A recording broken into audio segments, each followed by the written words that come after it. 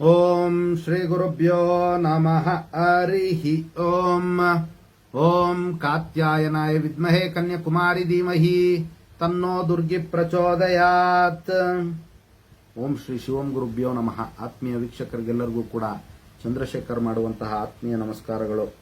ಎಲ್ಲರಿಗೂ ಕೂಡ ಜ್ಯೋತಿರ್ಮಯ ನಾಡಿ ಆಸ್ಟ್ರಾಲಜಿ ಯೂಟ್ಯೂಬ್ ಚಾನಲ್ಗೆ ಸ್ವಾಗತವನ್ನು ಬಯಸ್ತಾ, ನಾವು ಈ ದಿನ ಮಂಗಳಗೌರಿ ವ್ರತದ ಒಂದು ವಿಚಾರಗಳನ್ನು ತಿಳ್ಕೊಳ್ಳೋಣ. ಮಂಗಳಗೌರಿ ವ್ರತದ ಮಹಿಮೆ ಏನು ಮತ್ತು ಮಹತ್ವ ಏನು ಮತ್ತು ಆಚರಣೆಯ ವಿಧಾನ ಏನು ಅನ್ನುವಂತಹ ಒಂದು ವಿಚಾರಗಳನ್ನು ನಾವು ಸಂಕ್ಷಿಪ್ತವಾಗಿ ತಿಳ್ಕೊಳ್ಳೋಣ.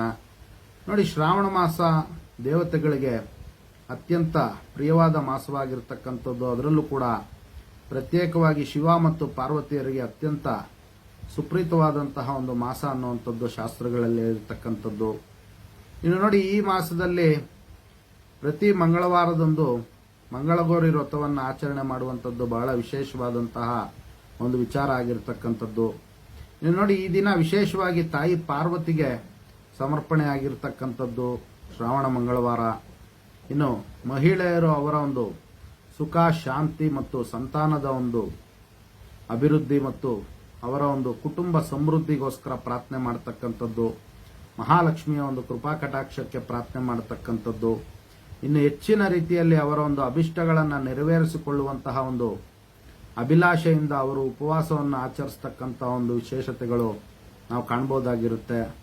ಅದೇ ವಿಧವಾಗಿ ನೋಡಿ, ಅವರ ಒಂದು ವ್ಯಾಪಾರ ವ್ಯವಹಾರಗಳಲ್ಲಿ ಮತ್ತು ಉದ್ಯೋಗದ ಒಂದು ವಿಚಾರಗಳಲ್ಲಿ ಸಮಸ್ಯೆಯನ್ನ ಅನುಭವಿಸ್ತಾ ಇರತಕ್ಕಂಥವರು ಅವರ ಒಂದು ಜೀವನದಲ್ಲಿ ಪ್ರಗತಿಯನ್ನು ಕಂಡುಕೊಳ್ಳುವಂತಹ ಒಂದು ಸಾಧ್ಯತೆ ಇರತಕ್ಕಂಥವರು ಕೂಡ ಅವರು ಈ ಒಂದು ವ್ರತವನ್ನು ಆಚರಣೆ ಮಾಡಬಹುದಾಗಿರುತ್ತೆ. ಇನ್ನು ನೋಡಿ, ಈ ಒಂದು ಪುರಾಣಗಳ ಒಂದು ಹಿನ್ನೆಲೆ ನಂಬಿಕೆಗಳ ಒಂದು ಪ್ರಕಾರ ನೋಡಿ, ಪಾರ್ವತಿ ಶಿವನನ್ನ ಪಡೆಯುವಂತಹ ಒಂದು ಸಂದರ್ಭದಲ್ಲಿ ಅನೇಕ ಉಪವಾಸಗಳನ್ನ ಮಾಡಿರುವಂಥದ್ದು, ಅದೇ ರೀತಿ ಅನೇಕ ವ್ರತಗಳನ್ನು ಕೂಡ ಮಾಡಿರ್ತಕ್ಕಂತಹ ಒಂದು ವಿಚಾರಗಳನ್ನು ನಾವು ಪುರಾಣಗಳಿಂದ ತಿಳ್ಕೊಬಹುದಾಗಿರುತ್ತೆ. ಅದರಲ್ಲಿ ಈ ಮಂಗಳಗೌರಿ ವ್ರತವೂ ಕೂಡ ಒಂದು ವಿಶೇಷವಾಗಿರ್ತಕ್ಕಂತಹ ಒಂದು ವ್ರತ ಆಗಿರ್ತಕ್ಕಂಥದ್ದು. ಹಾಗಾಗಿ ಶ್ರಾವಣ ಮಂಗಳವಾರದ ದಿವಸ ಈ ಒಂದು ವ್ರತವನ್ನ ಆಚರಣೆ ಮಾಡುವಂತಹ ಒಂದು ಸಂಪ್ರದಾಯ ರೂಢಿಗತವಾಗಿ ಬಂದಿರುತ್ತೆ. ಇನ್ನು ನೋಡಿ, ಆಚರಣೆಯ ವಿಧಾನ ಏನು ಅನ್ನುವಂಥ ಒಂದು ವಿಚಾರಗಳನ್ನು ತಿಳ್ಕೊಳ್ಳೋಣ. ನೋಡಿ, ಶ್ರಾವಣ ಮಂಗಳವಾರದಂದು ಬೆಳಿಗ್ಗೆ ಬೇಗನೆ ಎದ್ದು ಸ್ನಾನವನ್ನ ಮುಗಿಸಿ ದೇವರ ಮನೆಯನ್ನ ಸ್ವಚ್ಛಗೊಳಿಸುವಂಥದ್ದು. ಮನೆಯಲ್ಲಿ ಪಾರ್ವತಿಯ ಒಂದು ವಿಗ್ರಹ ಇದ್ದಂತಹ ಒಂದು ಸಂದರ್ಭದಲ್ಲಿ ಅಮ್ಮನವರಿಗೆ ಕೆಂಪು ವಸ್ತ್ರವನ್ನು ತೊಡಿಸಿ ಸಮರ್ಪಿಸಬೇಕು ಅನ್ನುವಂಥದ್ದು ಇಲ್ಲಿ ಹೇಳ್ತಾ ಇರತಕ್ಕಂಥದ್ದು. ಅದೇ ರೀತಿ ಒಂದು ವೇಳೆ ವಿಗ್ರಹ ಇಲ್ಲದಂತಹ ಪಕ್ಷದಲ್ಲಿ ಕೆಂಪು ವಸ್ತ್ರವನ್ನ ಹಾಸಿ ಆ ಒಂದು ಕೆಂಪು ವಸ್ತ್ರದ ಮೇಲೆ ಶಿವ ಪಾರ್ವತಿಯರ ಒಂದು ಚಿತ್ರಪಟವನ್ನ ಇಟ್ಟು ಭಕ್ತಿಯಿಂದ ಷೋಡಶ ಉಪಚಾರ ಪೂಜೆಗಳಿಂದ ದೇವಿಯನ್ನ ಪೂಜೆ ಮಾಡತಕ್ಕಂಥದ್ದು. ಇದಾದ ನಂತರ ಮಂಗಳಗೌರಿ ವ್ರತದ ಒಂದು ಕಥೆಯನ್ನ ಕೇಳಿ ಪೂಜೆಯ ನಂತರ ಕುಟುಂಬದ ಸದಸ್ಯರಿಗೆ ಪ್ರಸಾದವನ್ನ ನೀಡುವಂಥದ್ದು ಮತ್ತು ಅಗತ್ಯ ಇರತಕ್ಕಂಥವ್ರಿಗೆ ಮತ್ತು ಅಶಕ್ತರಿಗೆ ಮತ್ತು ಬಡವರಿಗೆ ವಿಶೇಷವಾಗಿ ವಸ್ತುಗಳನ್ನ, ಅಂದ್ರೆ ಅಗತ್ಯ ಇರತಕ್ಕಂಥ ವಸ್ತುಗಳನ್ನ, ಧನಧಾನ್ಯಗಳನ್ನ ದಾನ ಮಾಡುವಂತಹ ಒಂದು ಪ್ರಕ್ರಿಯೆನೂ ಕೂಡ ಇರುತ್ತೆ. ಯಥಾಶಕ್ತಿ ಅವರು ಮಾಡುವಂತಹ ಒಂದು ವಿಚಾರ ಇರತಕ್ಕಂಥದ್ದು. ಇನ್ನು ನೋಡಿ, ಮಂಗಳಗೌರಿ ವ್ರತದೊಂದು ವಿವಾಹಿತ ಮಹಿಳೆಯರು ಅವರ ಪತಿಯ ಒಂದು ದೀರ್ಘಾಯುಷ್ಯ ಮತ್ತು ಮಕ್ಕಳ ಒಂದು ವಿಚಾರದಲ್ಲಿ ಬಹಳಷ್ಟು ಪ್ರಾರ್ಥನೆ ಮಾಡತಕ್ಕಂಥದ್ದು, ಮಕ್ಕಳ ಸಂತೋಷ ಮತ್ತು ಶಾಂತಿಗಾಗಿ ಪಾರ್ವತಿ ದೇವಿಯನ್ನ ಪ್ರಾರ್ಥನೆ ಮಾಡುವಂತಹ ಒಂದು ವಿಶೇಷತೆ ಇರುತ್ತೆ. ಇನ್ನು ನೋಡಿ, ಇನ್ನು ಅವಿವಾಹಿತ ಹೆಣ್ಣು ಮಕ್ಕಳು ಕೂಡ ಈ ದಿನ ಉಪವಾಸವನ್ನ ಮಾಡುವ ಮೂಲಕ ಮತ್ತು ಈ ಒಂದು ವ್ರತವನ್ನ ಆಚರಣೆ ಮಾಡುವಂತಹ ಮೂಲಕ ಅವರು ಬಹಳಷ್ಟು ಬೇಗ ಅವರು ಮಾಂಗಲ್ಯ ಭಾಗ್ಯವನ್ನ ಪಡಿಬಹುದಾಗಿರುತ್ತೆ.